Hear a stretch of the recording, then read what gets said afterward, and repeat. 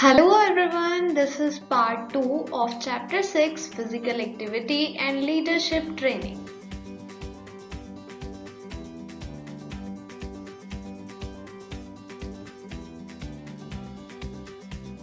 Today we are going to discuss meaning of adventure sports, objectives of adventure sports and types of adventure sports.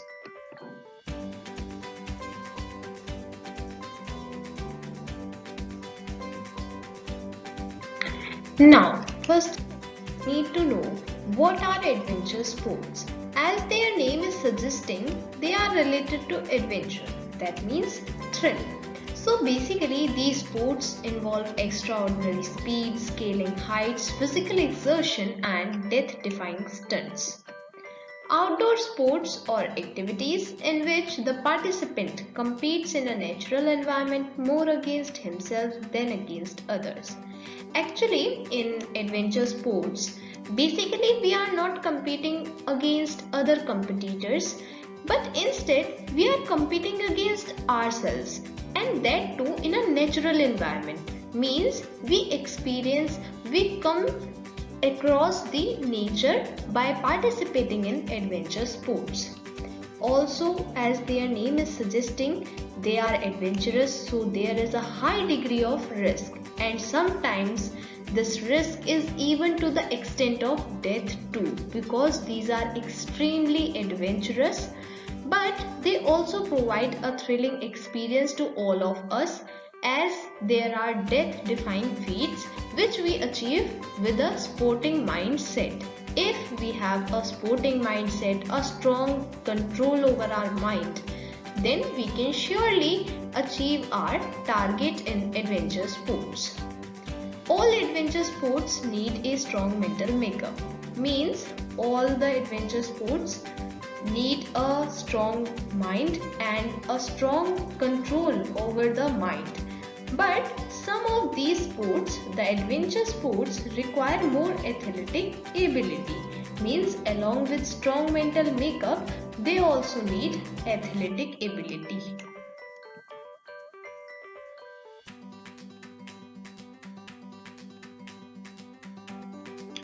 Now let us discuss about some of the objectives of adventure sports. First is to develop self-confidence. Basically, whenever we are participating in the adventure sports, then we have development of our self-confidence. How? When we are participating in these games, then when we achieve our goal, then a sense is developed in ourselves that we have achieved our aim, we have achieved our target, and this leads to the development of our self-confidence. Also, when we have achieved our target in sports like adventure sports, then we overcome our fear and we experience the real thrill and adventure.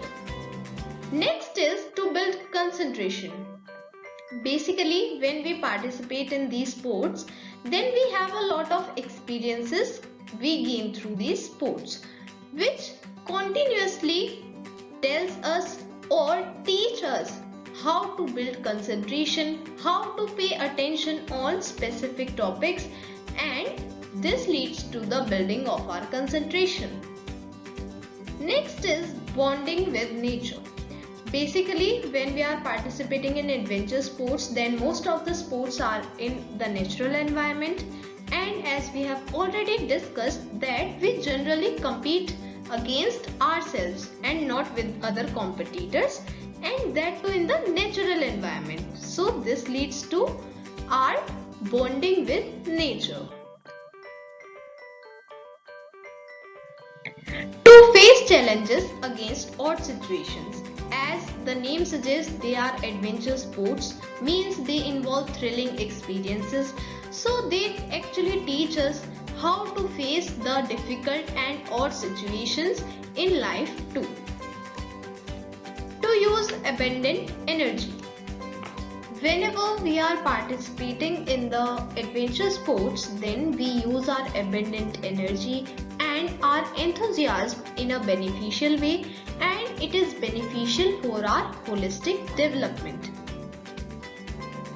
To provide exhilaration, amusement and excitement. Because the adventure sports are not only related to the thrill but also they provide us a kind of excitement. We come across a lot of experiences which give us amusement and excitement, and hence these sports, the adventure sports, are beneficial for us.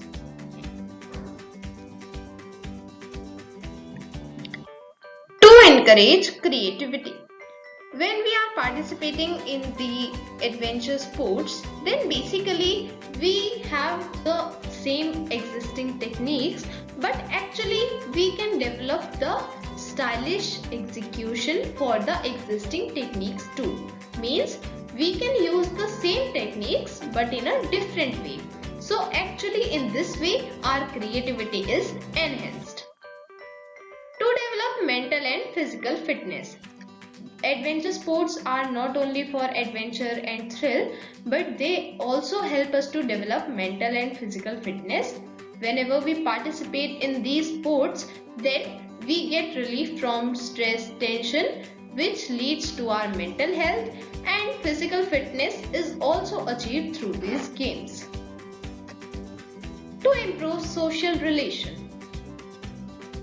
Participation in the adventure sports gives us a lot of opportunities to develop our social relations with others, and also we develop a lot of qualities like cooperation, helping others, unity, sincerity, tolerance. All these qualities are developed and we have that spirit to play in the team.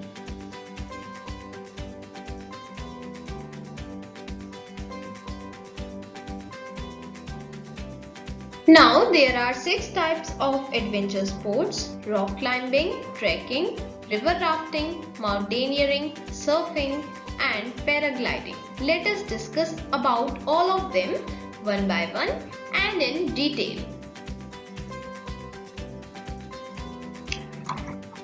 Rock climbing. It is one of the most dangerous sports activities and it requires a strong mental control. Means for doing rock climbing we need to have a strong mind and a strong control over our mind too. We need to have agility, flexibility, endurance and various types of coordinative abilities. Basically what do we do in rock climbing is that we climb on natural rock formations or on artificial rock walls. The goal is to reach the apex or summit of a formation or the end of predetermined route without falling. Means basically in rock climbing we have the goal that we should reach at the end, whichever it is. For natural rock formation it may be the summit, or for artificial rock walls it may be a predetermined end with a predetermined route. And also we have to reach there without falling. We must not fall in the way, then only we are successful in doing so. Also, if you have to successful the rock climbing, then you have to also come back to the base safely. Now, competitions are also in rock climbing, and basically these have only 2 objectives. One is either to complete the prefixed route in the minimum time, or the other one is to attain the farthest point on difficult routes. Means we may have to complete the route in the given time, or we may have to reach the farthest point on difficult routes. Here are different types of climbing given: aid climbing, free climbing, trade or traditional climbing, sport climbing, top rope climbing, free soloing and bouldering.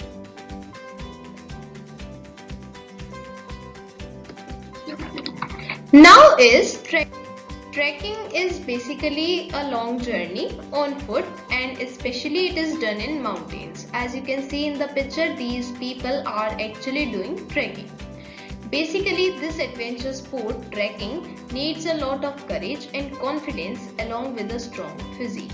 Means if we are going to do trekking, then we need to have a lot of courage and confidence, and we should also have a strong physique, because as we are going on high places like mountains, then we need to have a strong physique for fighting the environment, for resisting the extreme weather conditions too. Trekking refers to making the long and difficult journey on the mountains either for pleasure or sport. Means we can do trekking for both purposes, for pleasure as well as for sport.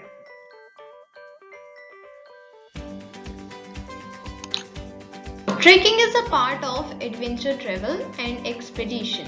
As we see that many people in holidays go to various places such as hilly areas for adventure travel, so they do trekking there, and it is a part of adventure travel and expedition too.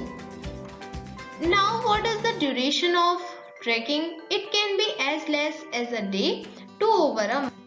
Means it is not specific that you have to do trekking for a day or over a month, but it actually depends on the region in which you are doing trekking, on your personal interest, how much you are interested in doing trekking, and physical fitness of participants.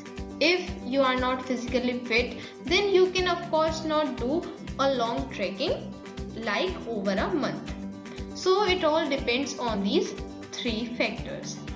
It is also suggested that you should make trekking trips in groups with appropriate planning. Now, what are the benefits of trekking?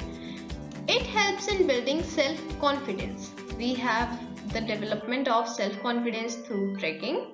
It improves the cardiovascular system. It improves the general health condition too.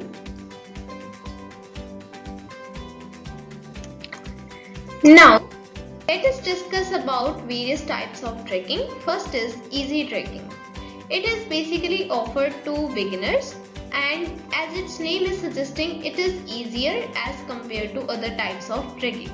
How? As there is no difficult climbing, so it is easy trekking.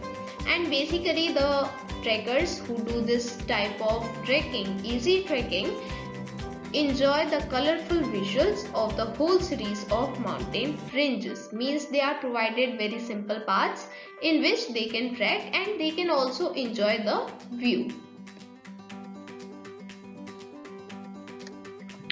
Second is moderate trekking. Basically, this is the moderate level of trekking. It is slightly difficult and challenging than easy treks. Means the path is not as easy as compared to the easy trek, but yes, this is not very difficult, but it is slightly difficult and challenging. Here the trekkers should be more energetic because the paths are a slight difficult and challenging. It is usually longer than roughly 10 days of walking up and down. Means totally you may consume 10 days in the moderate trekking. It is usually arranged on slightly higher altitudes. Next is trainer. Basically, it needs a lot of physical effort, energy and determination. It is more difficult than easy trekking and moderate trekking, and the path here is very difficult as compared to the first two types of trekking. It involves ascent to high altitudes, usually up to 5000 meters. Means we have to actually trek for high altitudes like up to 5000 meters. It involves some steep climbing. Steep climbing is also there in such type of trekking. Now let us discuss about river rafting. It is sometimes known as white water rafting. Basically, it is known as white water rafting because sometimes the water appears to be white due to the formation of bubbles. So it is known as white water rafting. It is a thrilling sport. How? Basically, bumping and swirling over the water, rushing water spontaneously makes it a thrilling sport. Whenever we are doing river rafting, then we use a raft and we have a challenge sport, and we have to navigate through the rivers, through fast flowing water. So all these make the river rafting a thrilling sport. It provides a thrilling experience of riding through rough and untamed water rush. Means when we are doing river rafting, then we have a thrilling experience of riding through this rough water of river. It involves a complete detachment from the normal world. For some time, means for the time we are doing the river rafting, we have a complete detachment from the normal world. We have a unique, extraordinary experience during river rafting.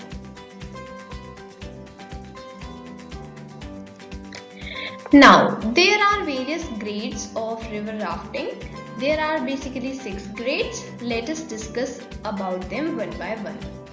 Grade first is very easy. There are small areas and there are easy waves. Not very large waves are not there. And also maneuvering is not required here. Beginners can enjoy it. The raft itself flows with the water and we do not require to maneuver it. Also, the beginners are provided with grade first river rafting and they can simply enjoy it. Now comes grade second. Grade second is a little bit difficult than the grade first. It has some rough water, means a little bit flow of water is high. There are some rocks also in the way and it requires some maneuvering because there is rough water, so we may require to maneuver also. Now grade third. Grade third difficult than grade second. How? It has difficult passages. Also here the water may look wide due to bubble because the flow of water is a little bit fast in this grade. It may require significant maneuvering in the raft, and because the water has a large flow than the second grade, so of course we need to have provided significant maneuver in the raft. At this level, prior experience and strong paddling skills are required. If you have to reach the grade third, then you should have prior experience and strong paddling skills. Now grade fourth. There may be large waves and rocks. With each grade, the level of difficulty becomes more stronger and the level becomes more difficult. So in grade 4 there are large waves and large rocks, and because of these we require sharp maneuvers too. Also, if you are not having experience of river rafting, then you should not attempt the grade 4th because it may be risky for you.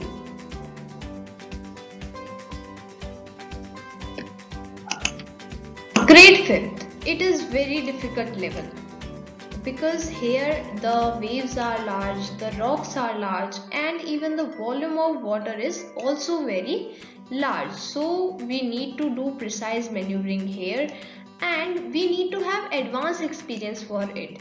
If we are not having sufficient experience, then we should not attempt this grade as it may be risky for us. Now comes grade 6th. It is very tough level which demands great physical and mental toughness. This grade is so tough that sometimes the participant may also die. So it is considered as a very tough level because very great toughness and mental toughness is needed here. And if you are not so greatly physical and mental tough, then you may face problem in grade 6.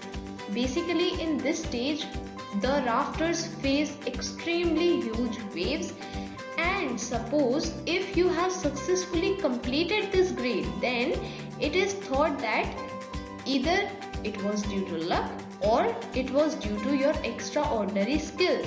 Means if you successfully complete this stage, grade 6 of river rafting, then it is considered as an extraordinary task.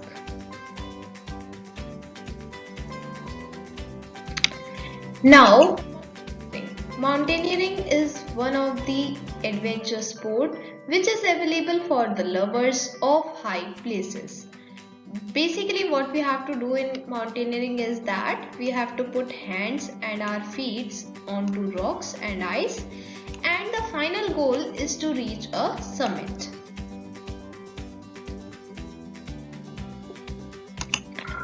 Mountaineering is an adventure sports and it combines hiking and climbing up mountains. If you want to do mountaineering, then you should have tremendous endurance, agility, strength, experience and strong mental power to get involved in this sport. If you are participating in mountaineering, you should have experience of that. You should first of all have the proper training for climbing the mountain. You should have strong mental power, and also physical health is also necessary, because as you go to the higher places, then level of oxygen also varies, and sometimes the participants or the mountain climbers face problems. So you need to have a strong physique too.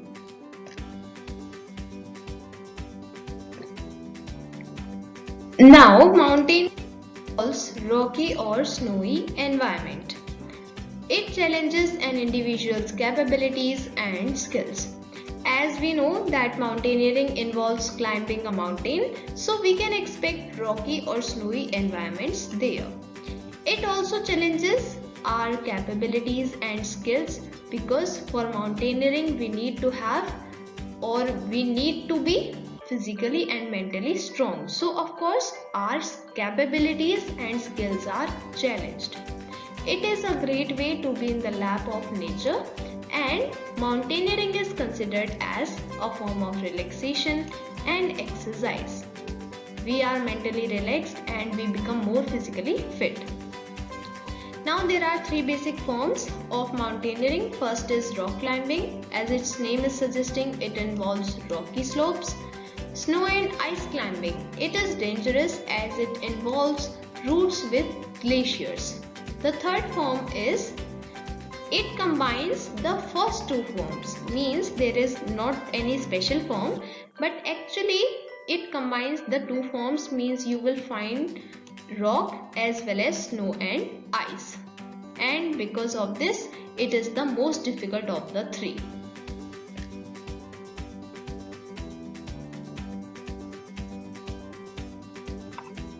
Now, surfing is an exciting water sport in which a person rides waves, usually in the ocean. Basically, in surfing we have to ride waves. Usually we do surfing in ocean. People in Hawaii were surfing before explorer Christopher Columbus sailed to the New World in 1492.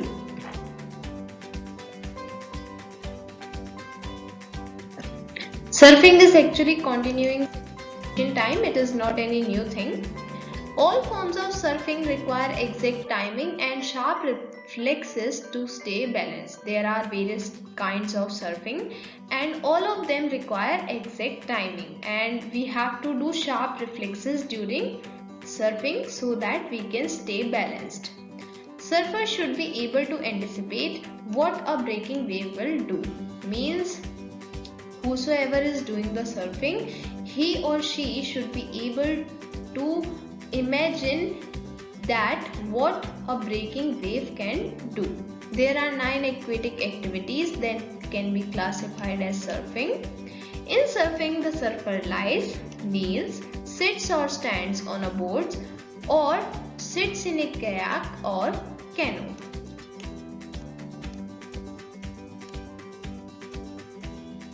Ancient Hawaiians surfed on wooden boards that were up to 18 feet. So this was how they surfed. Today, surfers use boards made of a strong, lightweight plastic wrapped in fiberglass, sealed with resins. means in olden days wooden boards were used, and nowadays boards which are made of strong lightweight plastic and it is wrapped in fiberglass and sealed with resins. Boards under 7 feet in length are called short boards, while those 7 feet and over are called long boards. This is the criteria for determining which is short board and which is long board. The board under 7 feet will be short board and the one with 7 feet and over length will be called as long board. Nowadays we are preferring the short boards. They are usually 6 to 7 feet long and they are 20 inches wide, 2.5 inches thick, and they usually weigh from 6 to 8 pounds.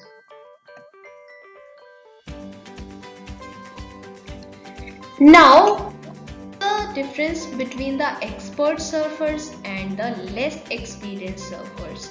Basically, the expert surfers who are expert in surfing usually tend to stand at the front of the board, but those who are less experienced, they tend to stand at the center to maintain better control. Means they actually in the beginning they have to stand at the center so that they can stay balanced.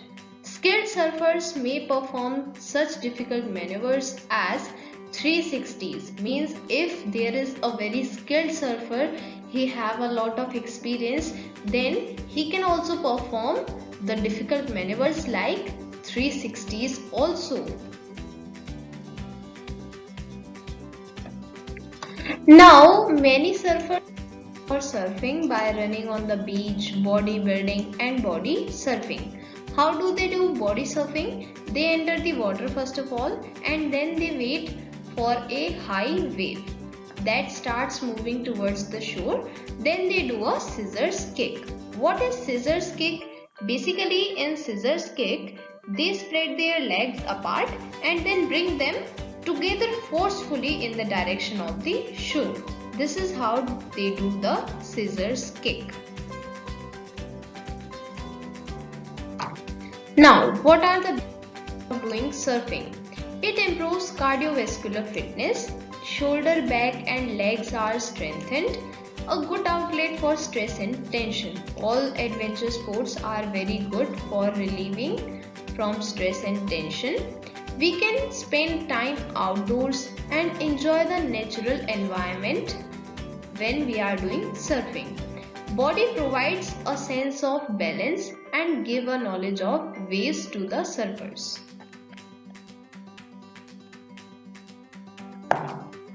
Now let us discuss paragliding. As in river rafting we used raft, so in paragliding we use paragliders. It is basically a recreational and competitive adventure sport of flying paragliders.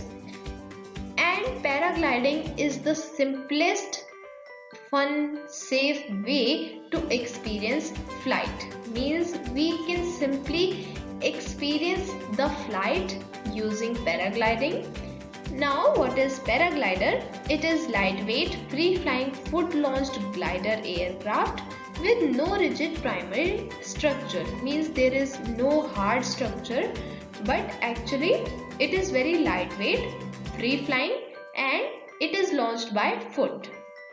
It is flown and landed with the wind, gravity and the pilot's muscle power. That means we do not need to give any fuel to the paraglider, but it is flown with the wind, gravity and the pilot's muscle power.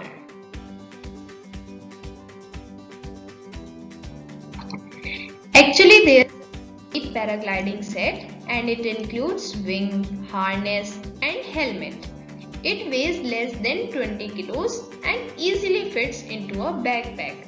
Whenever we open that, then of course it will become big, but whenever we fold it, then it will easily fit into a backpack. And its weight is less than 20 kilo. Paragliders are restricted from flying above 18,000 feet. This is the restriction for paragliders, that they cannot fly above 18,000 feet.